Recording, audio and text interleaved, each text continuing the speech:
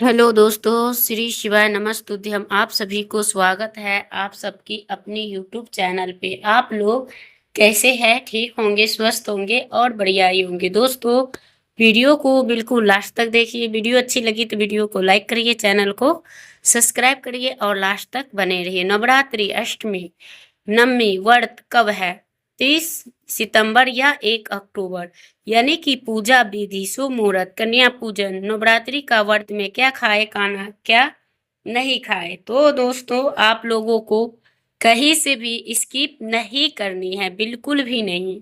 अगर आप करते हैं तो माता जो होता है यानी कि माता रानी क्रोधित आपसे हो जाएंगी। तो इस वजह से आप लोगों को कहीं से भी आधा अधूरा ज्ञान नहीं प्राप्त करें।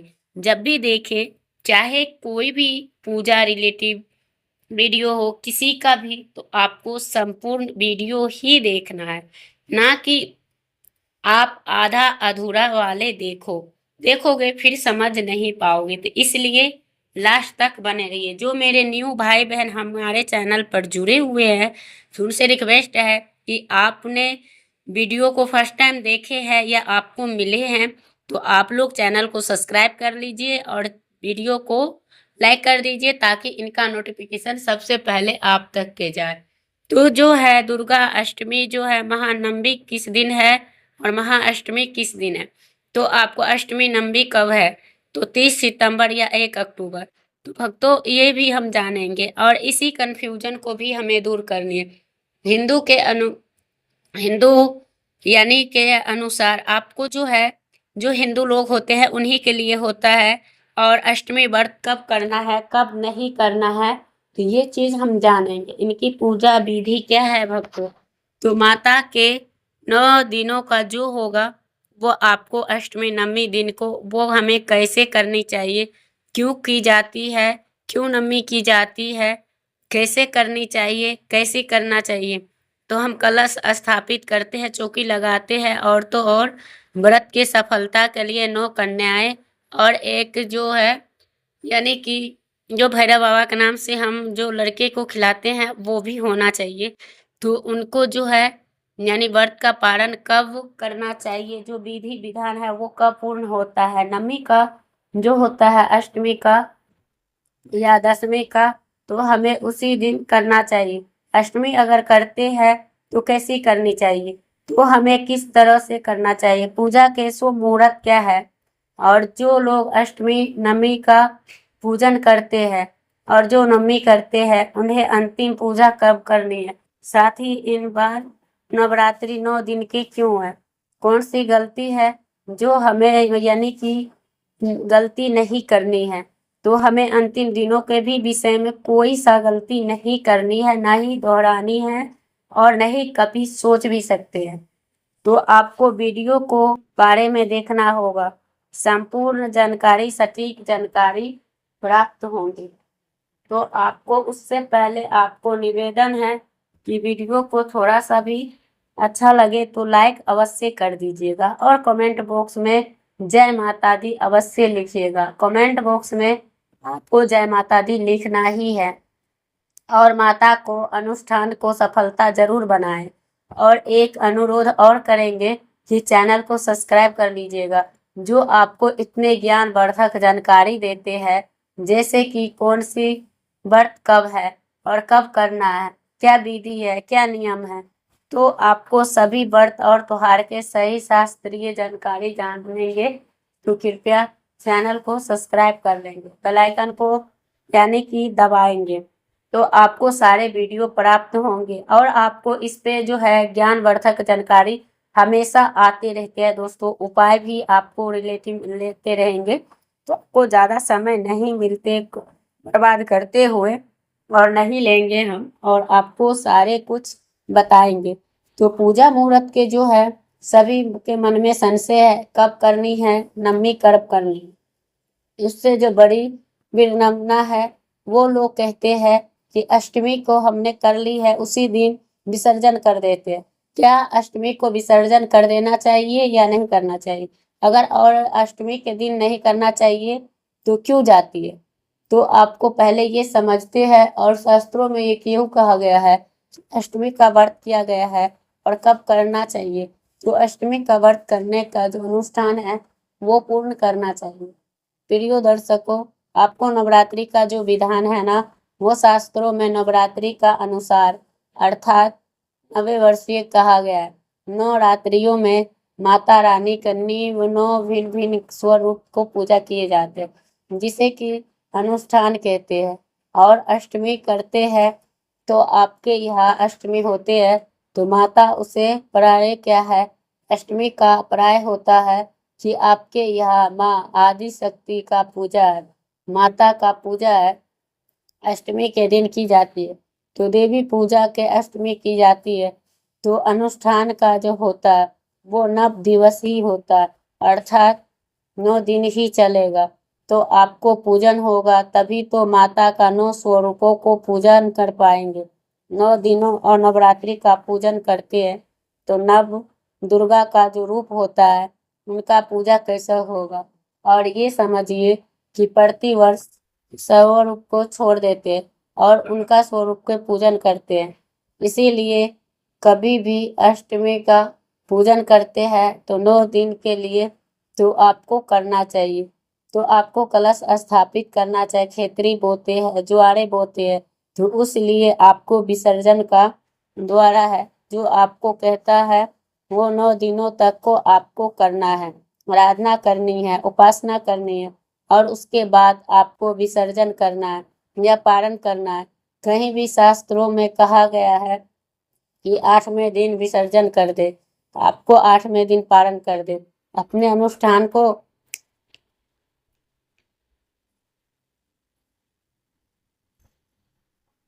तो वही करना चाहिए।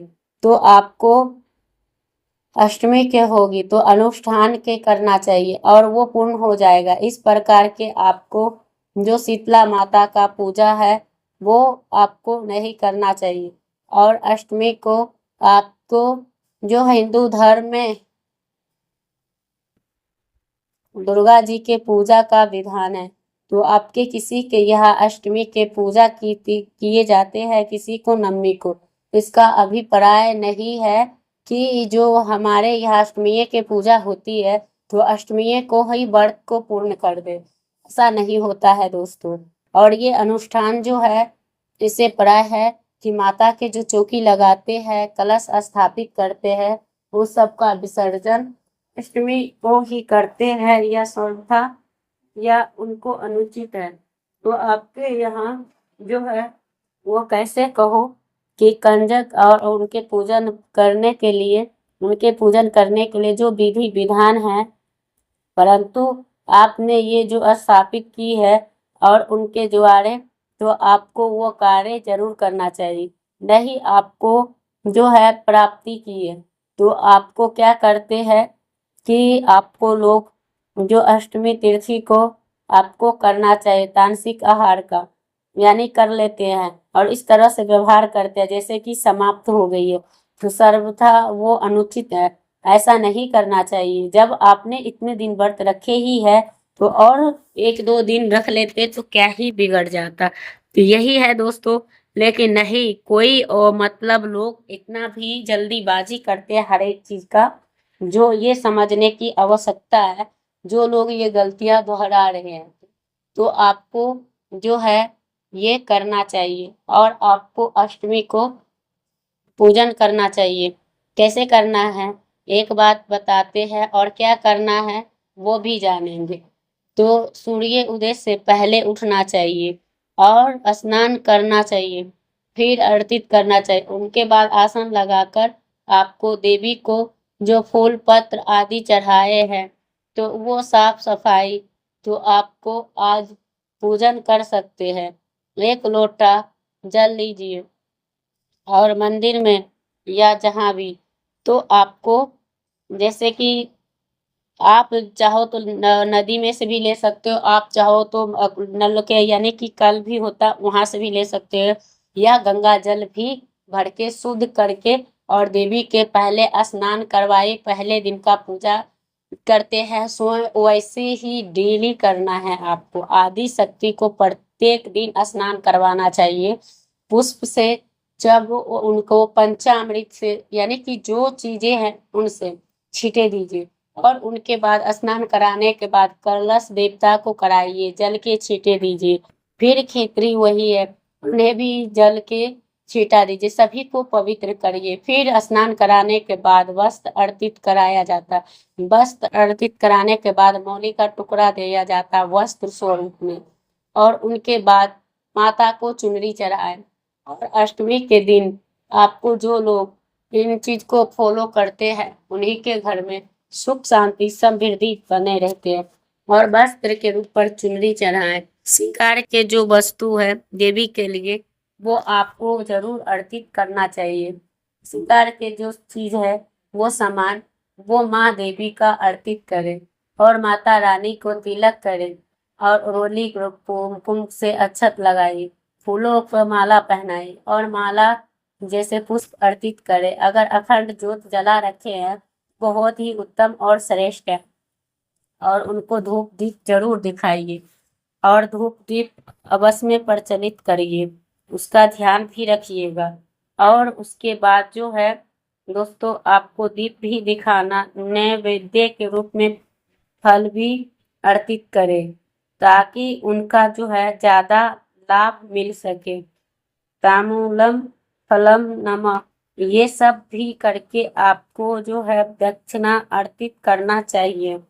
और करने के साथ साथ दक्षिणा अर्पित करने के साथ साथ आपको माता रानी के जो है पूजा भी करनी है। और चाहे आप दुर्गा सप्तशती कहे या आप जो 8वें दिन का पाठ है उसको खींचेगा और जो 9वीं का दिन है वो जो है उसको खींचेगा, उसका पाठ पूर्ण कीजिए। या चाहे दुर्गा चालीसा अन्य कोई कर रहे हैं तो उनको भी करने दो। तो और अष्टमी कर रहे हैं तो भी, नवमी कर रहे हैं तो भी ऐसा नहीं कि आज ही अंतिम दिन है इसलिए आज ही विसर्जन है या पूर्णता है, तो ऐसे नहीं। आज पूर्णता या विसर्जन नहीं है और उसी प्रकार से होगी जैसे पिछले आपने 8 दिन किए हैं सेम उसी प्रकार आपको पूजन कीजिए। और आज को अध्याय भी सुनना है और यह बहुत अत्यंत कल्याणकारी होते हैं। प्रतिदिन दुर्गा रक्षा कवच भी सुन सकते हैं और वो सरल भाषा में आपके लिए हिंदी में ले आएंगे तो उनको भी सेवन करिएगा। क्योंकि दुर्गा सप्तशती में जो होती है उनमें रहता ही है दुर्गा कवच, तो आपको जरूर से पढ़ना चाहिए। उसे पढ़ के और जैसे कि आरती करनी चाहिए। और आज का पूजा पूर्ण हुआ और अष्टमी होती है तो आपको अष्टमी का विधान आपको करना चाहिए और कंचन बैठाइए। और उसके बाद प्रतिदिन अनुसार आपको कंचन को निमंत्रित कीजिए, 9 कंचके के यानी कि बुलाइए और उनको जो है उनको स्वागत कीजिए, पैर धुलाइए और उनके बाद उनको भोजन करवाइए। यानी कि उनको तिलक भी करना है, मौली बांधिए, अक्षत आदि दीजिए और जो खोइछा का सामान होते हैं दोस्तों वो भी देनी चाहिए। खोइछा जो होती है सबसे इसमें इम्पोर्टेंट होता है, जो स्वरूप लाए हैं वही आप उनको दीजिए। और एक एक मतलब प्लेट में 2 या 4, ऐसे नहीं कि 3, 1 ऐसे करके पूड़ियाँ नहीं डालनी है। जब भी डाले तो 2 या 4 ऐसे करके आपको प्लेट में डालनी है। और उसके बाद आपको जो है अपने हाथ में जल लीजिए और सीधे हाथ में घुमाकर छोड़ दीजिए। इस प्रकार से करके आप जो भी दे रहे हैं उनका एक प्रकार का पूजन आवश्यक होता है। ऐसे सबको लगाइए और उसके बाद जब देवियाँ आ गई है तो उनको भोजन करवाइए।